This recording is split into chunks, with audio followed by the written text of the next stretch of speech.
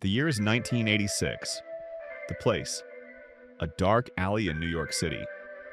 A man and a woman are cornered by a street punk with a knife. It's a classic, terrifying setup. But the man isn't scared, he's amused. And with 4 simple words, he's about to change knife history forever. That's not a knife. What followed wasn't just a movie scene. That's a knife. It was the most successful knife advertisement ever made. And it was an accident. To understand why this scene had such an explosive impact, you first have to understand the man holding the knife.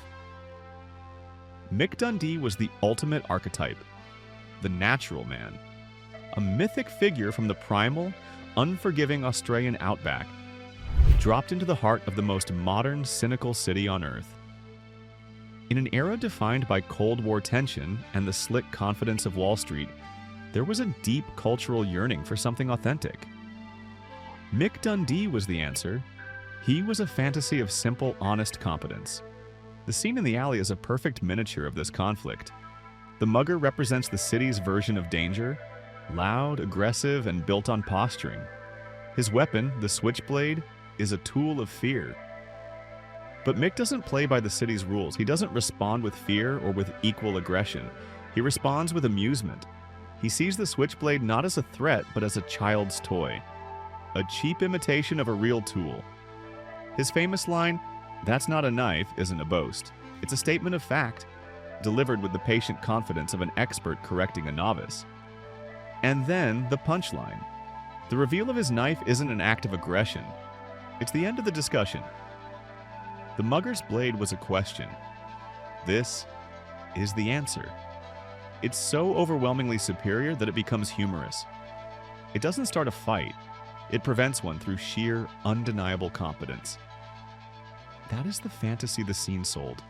Not just violence, but the power to calmly and humorously diffuse a threat. It was the ultimate story of a capable man and his perfectly capable tool. And the world was about to fall in love with both. The scene created an immediate burning question in the mind of anyone who saw it. What is that knife? The truth was, it didn't exist. You couldn't buy it. It wasn't a legendary blade from a famous manufacturer. It was a one-of-a-kind movie prop, created specifically for the film. The man who brought it to life was an Australian prop maker and knife enthusiast named John Bowie. The film's producers needed a blade that looked like it genuinely belonged to a man who lived in the outback, and Bowie delivered a masterpiece of cinematic character design. The design was based on the classic American Bowie, but every feature was exaggerated for the big screen. The blade had a massive, almost theatrical clip point, more pronounced than a historical Bowie. It was designed to look raw, powerful, and utterly unapologetic. The handguard and pommel were made of solid, unfinished brass. They weren't polished to a mirror shine. They were heavy, functional, almost crude, giving the knife a sense of immense weight and durability. You could believe a man like Mick Dundee hammered them into shape himself on a rock. It wasn't just a prop, it was a piece of visual storytelling. It was the Australian outback, forged into 9 inches of steel and brass. It was a character in its own right, and it was about to become the most famous knife in the world. Crocodile Dundee wasn't supposed to be a blockbuster. It was a quirky Australian comedy that became a global cultural tsunami. It was the second highest grossing film in the United States in 1986, a word-of-mouth phenomenon. And at the center of that phenomenon was one scene, one line, and one very large knife. Overnight, the knife industry was hit by a tidal wave it never saw coming. Retailers, importers, and manufacturers were flooded with calls and letters from people asking the same question. Where can I buy the Crocodile Dundee knife? There was only one problem.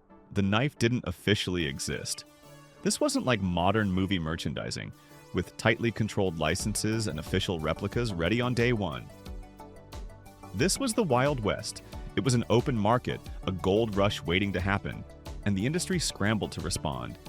Companies like United Cutlery, Cold Steel, and dozens of smaller makers rushed to produce their own versions. They were called the Outback, the Survivor, the Bushmaster.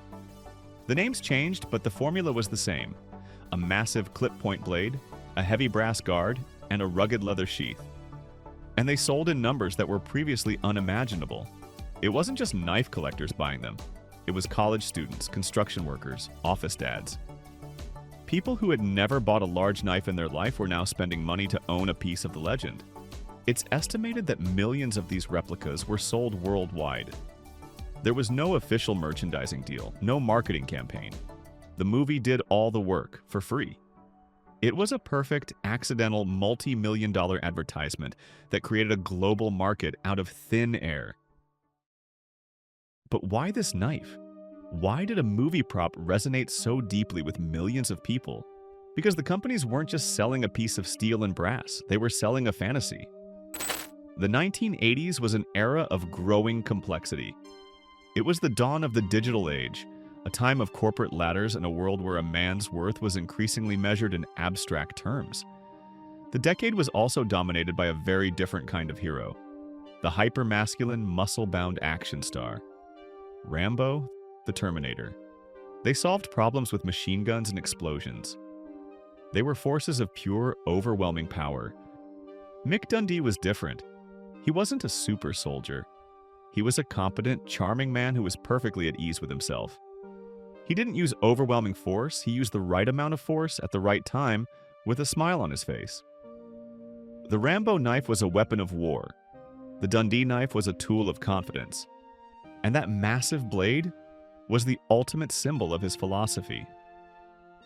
In a world of posturing and confusion, it was an object of absolute, undeniable competence. It was honest, it was straightforward, and it worked. When a man in 1986 bought that knife, he wasn't preparing to fight muggers. He was buying a tangible piece of that quiet confidence.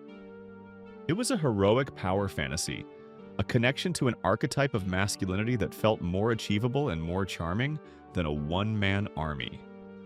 The knife was a key to that fantasy, the fantasy of being the calmest, most capable man in the room. The Crocodile Dundee Bowie is one of the most famous knives on Earth, yet it has never seen a real battlefield. It was never carried on a true frontier. Its legend wasn't written in history books. It was forged in 24 frames per second. The alley in New York City was its sandbar fight. The silver screen was its Alamo. It is the ultimate proof that the story behind a knife, even a fictional one, can be more powerful than the steel it's made from. John Boring's movie prop was so perfectly matched to its hero that it transcended the screen and became a real, tangible piece of cultural history. It's the ultimate reminder that what makes a blade immortal isn't always the battles it has won, but the story we tell about it.